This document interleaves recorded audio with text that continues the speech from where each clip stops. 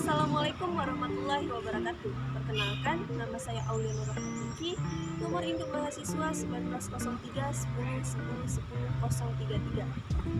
Mata kuliah Hukum Perlindungan Konsumen kelas D. Di sini saya sudah semester 7 dari Fakultas Hukum Universitas Syahwala. Dosen pengampu Dr. Sriwaldi Rahayu, SH MHum CMC. Jadi, tujuan saya membuat video ini adalah untuk memenuhi tugas final mata kuliah Hukum Perlindungan Konsumen kelas D. Bidang perdagangan sebelum era globalisasi dimulai, masyarakat cenderung melakukan transaksi jual beli secara langsung atau tatap muka karena terbatasnya sarana komunikasi dan transportasi untuk mengakses barang yang ingin dibeli dan dijual. Tapi setelah era globalisasi dimulai, masyarakat bisa dengan mudah mendapatkan akses transaksi jual beli barang melalui sarana internet, di mana hal itu bisa dilihat dengan mulainya bermunculan toko-toko online dan marketplace online yang menawarkan transaksi jual beli online atau e-commerce yang mudah, praktis, dan cepat. Bisa dikatakan mudah dan praktis karena masyarakat tinggal membuka barang yang ingin dibelikan melalui HP. Contohnya dari jual beli online dapat berupa barang elektronik, buku, pakaian, jam, dan kebutuhan tracer lainnya yang dilakukan secara online, di mana pihak penjual dan pembeli tidak harus bertemu secara langsung dalam melakukan transaksi jual beli online tersebut. Masyarakat sendiri biasanya melakukan transaksi melalui toko online dan marketplace, yang mana marketplace dan toko online ini memiliki perbedaan, di mana marketplace adalah suatu tempat di internet di mana banyak pihak berkumpul untuk melakukan proses transaksi jual beli. Ada yang ingin membeli materi, mencari barang, dan ada yang sedang ingin menjual barang. Secara konvensional, konsep marketplace ini bisa dianalogikan seperti pasar tradisional di mana banyak orang berkumpul di tempat tersebut untuk melakukan transaksi jual beli. Pihak penyedia marketplace bertindak sebagai fasilitator yang mewadahi pertemuan dan transaksi legal antara pihak penjual dan pihak pembeli. Contoh marketplace online yang ada di Indonesia adalah Tokopedia, Bukalapak, dan yang sering kita dengar adalah Shopee. Sedangkan toko online dapat dianalogikan sebagai toko retail yang dioperasikan secara virtual. Pihak penjual akan membeli barang secara grosir dan menjualnya secara retail kepada para pelanggan melalui perantara komunikasi via internet. Contoh toko online yang ada di Indonesia adalah Blibli.com dan Zalora.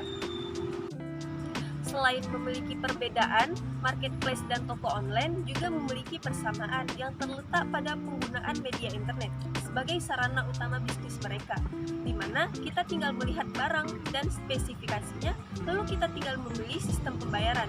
Apakah kita ingin membayar lewat transfer rekening, lewat toko retail, atau saat barang sampai atau sistem COD.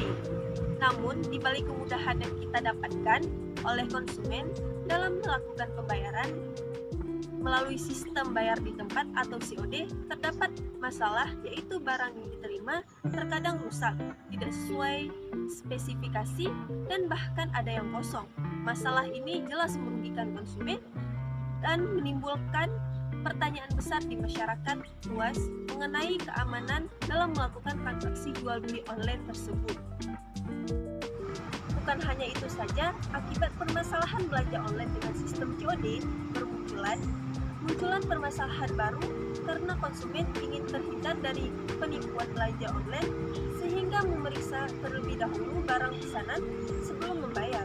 Padahal, berdasarkan aturan main COD, pembeli tidak boleh membuka pesanan sebelum membayar.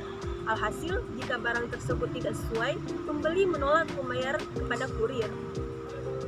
Secara umum, perlindungan konsumen dalam transaksi jual beli, baik dengan sistem COD maupun sistem pembayaran lainnya, sudah diatur dalam Undang-Undang Nomor 8 Tahun 1999 mengenai perlindungan konsumen dan diatur secara khusus melalui Peraturan Pemerintah atau PP Nomor 71 Tahun 2019 tentang penyelenggaraan sistem dan transaksi elektronik.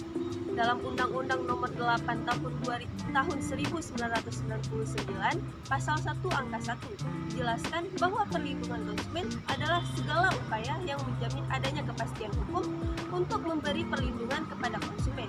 Konsumen itu sendiri dalam Pasal 2 adalah setiap orang memakai barang dan atau jasa yang tersedia dalam masyarakat, baik bagi kepentingan diri sendiri, keluarga, orang lain, maupun makhluk hidup lain yang dan tidak untuk diperdagangkan. Menurut Pasal 4 Undang-Undang Nomor 8 Tahun 1999, konsumen memiliki hak-hak tertentu, yaitu yang pertama, hak atas kenyamanan, keamanan, dan keselamatan dalam mengkonsumsi barang dan atau jasa.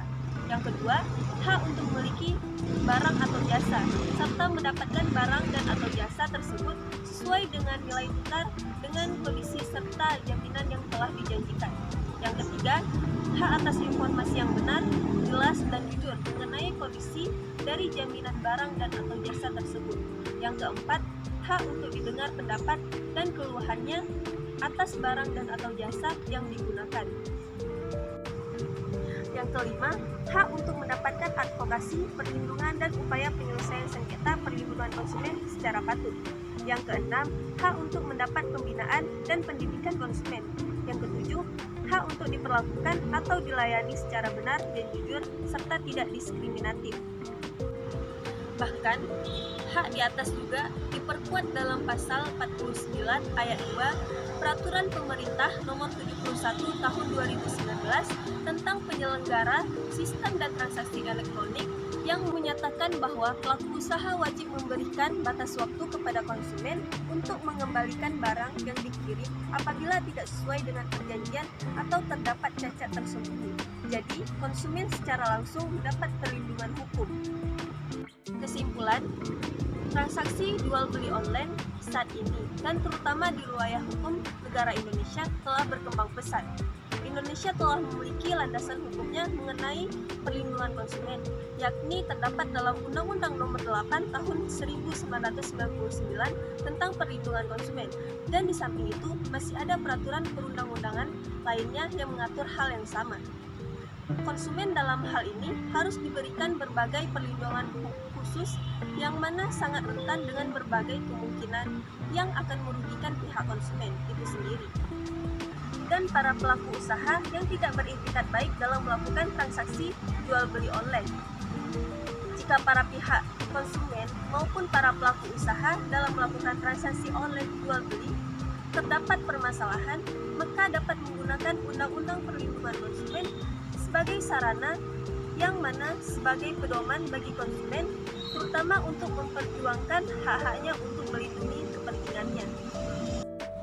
Pada intinya, tidak cukup sampai di sini, peraturan terkait perlindungan konsumen menjadi wadah atau sarana hukum bagi pihak konsumen maupun para pelaku usaha.